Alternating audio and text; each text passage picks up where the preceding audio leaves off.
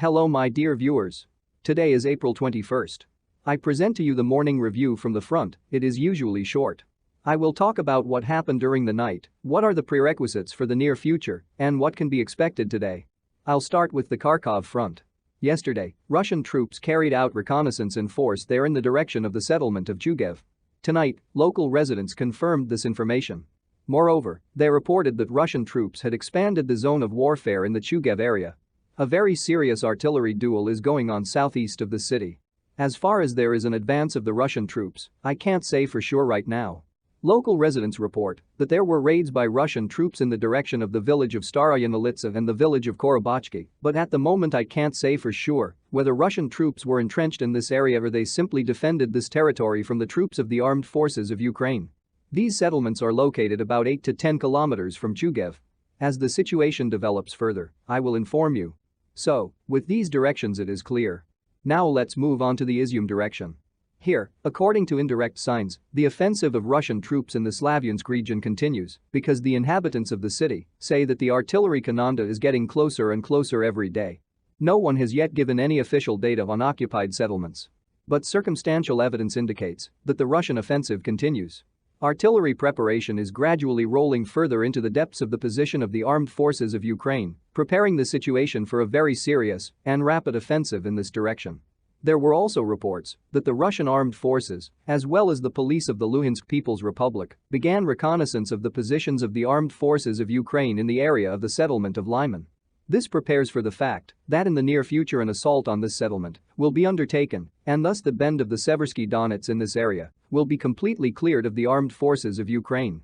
And, as I said in previous reviews, this will create a problem for the Slavic grouping of the armed forces of Ukraine because, relying on the Lyman area, it is possible to launch artillery strikes on fortified areas in the city and its environs, especially on the eastern outskirts. This will greatly complicate the situation for the garrison of the armed forces of Ukraine in the area.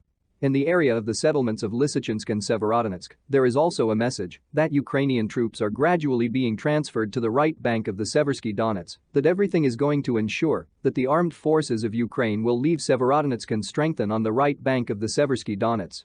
And all free reserves will be transferred to the area of the settlement of Popasnaya, where during yesterday and tonight there are heavy battles, the outcome of which will determine the fate of this entire Ukrainian military group.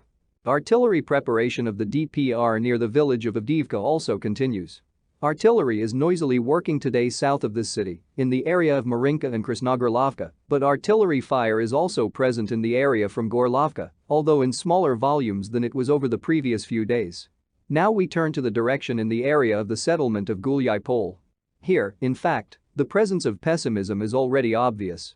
Local detachments of the Ukrainian Territorial Defense are well aware of their bleak prospects. They leave village after village.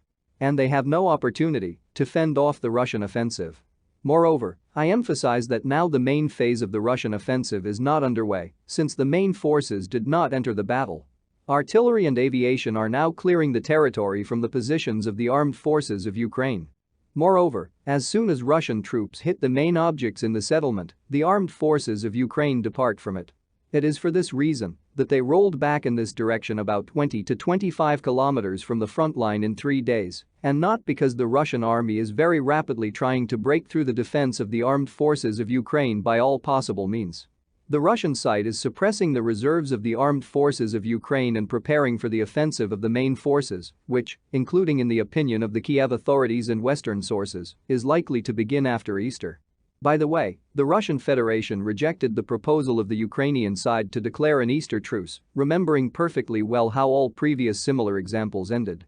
Kiev has always used this to regroup forces because they will definitely take advantage of the fact that Russia will not strike at them for several days. It is for this reason that Moscow rejected this proposal. And at the same time, the leadership of the Russian Federation, personally Vladimir Putin, announced today that no assault on the Azovstal plant in the city of Mariupol is planned. Putin cancelled the order to storm, ordered to block the ruins of the plant.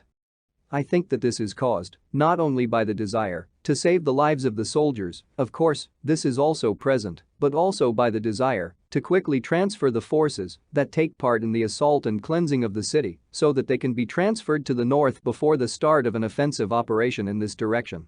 And I also want to separately note also an important fact.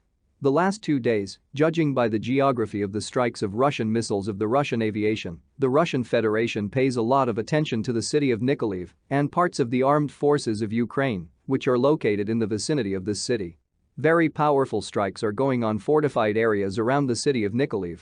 This indeed indirectly confirms the information that the Western intelligence services have been spreading over the past few days that Russia may well launch an auxiliary strike in the southern direction.